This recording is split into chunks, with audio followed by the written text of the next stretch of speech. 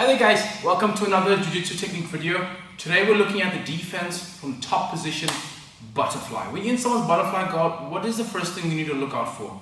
Number one, you need to work backwards as if you were on the bottom. Remember, you want to be able to be seated upright. So if you're on top, your first order of business is to mitigate his ability to create space and angle. So we're going to flatten him on his back as the first danger avoidance procedure. Secondly, we're going to try and stifle his legs as best as we can. We want to get his heels nice and close to his butt, and we want to bring our knees together. So what would that look like? So Ruffles got me in the butterfly position. Okay, he's seated. He's got options from here. First thing we want to do is be able to push him back down to the mat. Now there's a few ways this can be done depending on the amount of space I have. If he's giving me this amount of space, I could simply cross face his neck and drop my head to my forearm. So making an X, and I'm dropping my head into my forearms. Driving him to the mat and then walking my knees nice and high and bringing them together. I can cross my feet and sit nice and heavy. Immediately, I want to take into consideration the arms and have them locked into place as high up as we can, keeping his elbows away from his body. An alternative, if he's already close the distance, and some guys will get a double under position, they're really close. If I sit in this position for an indefinite amount of time, I will be swept or elevated and potentially put into a dangerous situation. So the first thing we want to do is create the space. Now I can't cross my hands as easily as I would when he gave me a little bit of space. What I'll do here is get my head in the center and I'll reach my hands to below his chin, even if it's across his face. And from here we're going to round our back and extend our arms to create that space. It may get a little nasty where you've got to dig your elbows in or your hands into the face to separate his body from our arm. Okay, so that's the first order of business. When you find yourself in butterfly, try and flatten the guy, create the space, control the arms and mitigate the legs. Alright, now we're going to look over some very simple passes from the butterfly position. The first pass is a simple hop over pass. When you're hopping over, okay, order of business, flatten him out. Boom. Once we've got him flattened, what we want to then do is have our knees nice and high and have him together.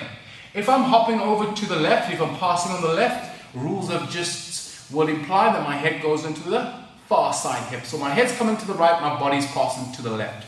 Now these hooks are going to be a problem. I've got to prevent them from being able to latch onto my leg as I move across. So the side to which I'm passing, I'm going to reach over the quad, and the side to which I'm coming from, to where my head is placed, I'm placing my bicep in front of his shin.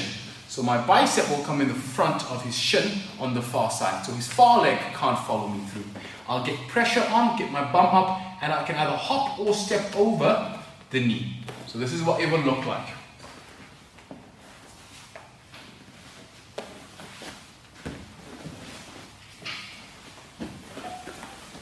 As soon as I land, I want to immediately try and maintain that side control position. So watch that. First thing is first, we're going to flatten him out. Control his hands, secure the position. Alright, I'm now going to pass the opposite direction. Block my bicep in front of his shin, and I can grab on top of his quad. And that takes care of this leg. The far leg, I'm coming around the thigh and I'm holding the actual foot itself on the bottom. So I'm reaching through and I'm holding his foot. So if I spin up, so I'm actually coming across and I'm grabbing the base of his shin. If I can catch the foot, I'm catching the foot as well.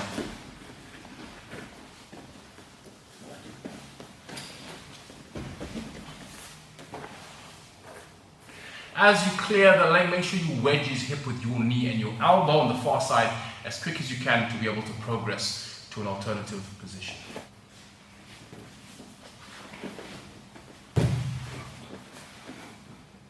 Okay guys, so the next pass is the 2-on-1 pass. Why is it called the 2-on-1 pass? Because we're taking both our knees and we're pinning his shin. So one of his shins will be controlled by both of our knees. We're going to pull his heel as close to his butt as we can.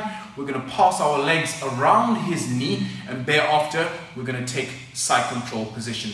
Make sure when you're doing this, you want to have a good firm grip with both hands on the leg you're passing, and you want to have both knees up against the shin of the leg that you're passing. This is a 2-on-1 butterfly guard pass.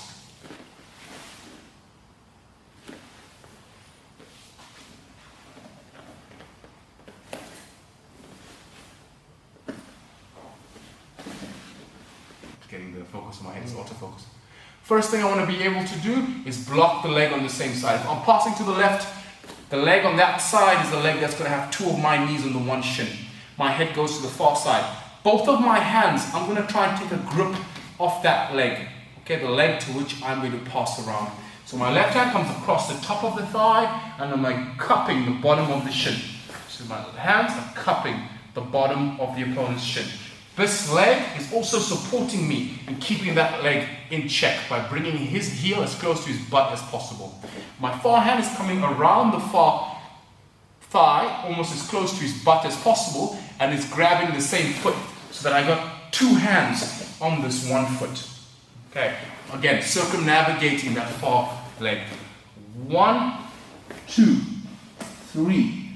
Guys, notice as I'm passing his legs, there's a point where I pause, where I put my knees up against his shin, drive his heel to his butt, pin, and then pass.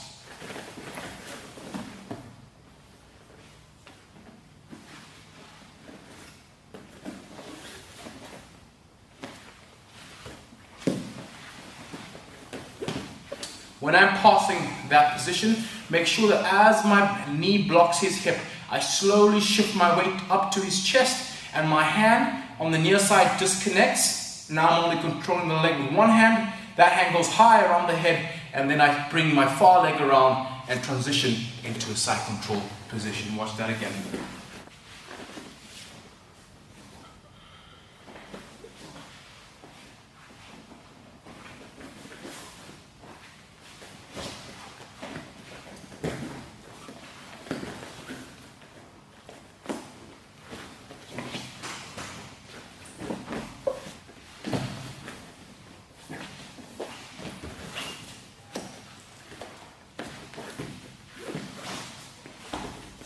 What may occur sometimes, guys, is when you're trying to pass the opponent's butterfly guard, the leg on the far side, the leg you're coming away from to pass, the guy might keep his hook in place, like a sticky hook is what we call it.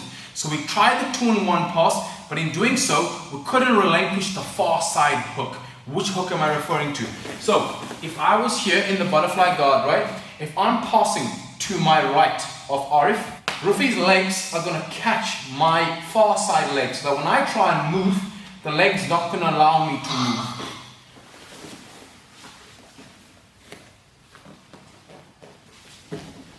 Okay, that we refer to as a sticky hook. How do we kill that hook? If we feel that the hook is still active and is preventing me from passing, I'm going to flatten my hip to the mat on that leg. I then have the option to go and pass on the same route that I was taking, or I can come back across the leg that we actually stifled on the sticky hook. So I take my 2-in-1 grip right on his foot. I stifled his leg, I got 2-in-1. I'm looking to bring my knee up against his shin, but I can't, he's got a sticky hook. I drop my hip to the mat, I sprawl on the leg. Now that I put weight on it, my far foot comes in front and blocks. So the far foot is now blocking his foot. I can then step this knee over and then release the foot, go into my 2-in-1 position, and then proceed as normal for the pass. Watch that again, guys.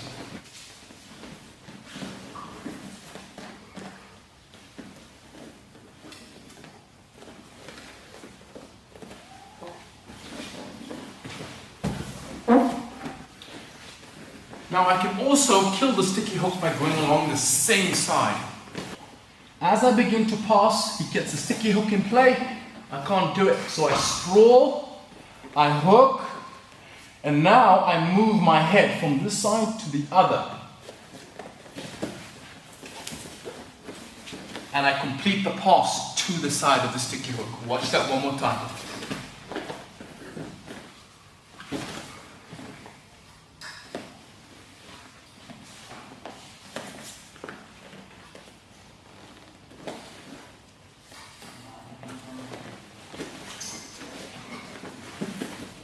Okay guys, so that's a variation to the 2-in-1 pass when we are dealing with the sticky hook.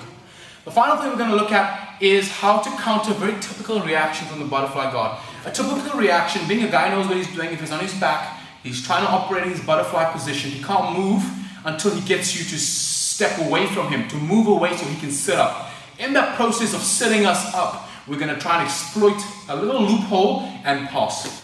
So once you have your opponent flat, and he knows for him to operate an offensive technique, he's going to have to sit up. So he's going to take his shins and he's going to drive them into my quads, push me away and sit up. This is a very common reaction and an effective one if done correctly. If you can time the guy's movement, we can turn it into a pass. You have to move in the moment of as his legs are in the process of extension, where his hooks aren't as firm as when he settles and stops. What I'm trying to do is my arms are going to come around his legs and I'm bringing my elbows together. I don't necessarily have to wrap his legs. By simply cupping on top of his thighs, I can bring my knees together. By bringing his legs together, I dislodge the ability of his hooks on the inside of my hammies and making it easier for me to step around. So as he sits up, we're going to mitigate the control by bringing our elbows together and we're going to step around to pass. Head going to the opposite side of the pass.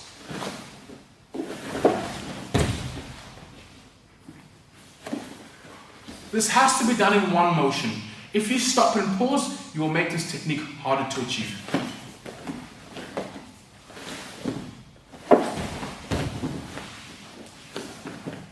A very simple and effective technique. Once you've passed, the guy will most likely be seated. When he is, you want to control his chest with your shoulder and plow him back to the mat to secure the top position. Guys, thank you for watching the video. Be sure to like and subscribe. We will give you more technique in the next video. Have a great day. Thank you, Rafi Van Flatten him out, secure the hips, control the arm.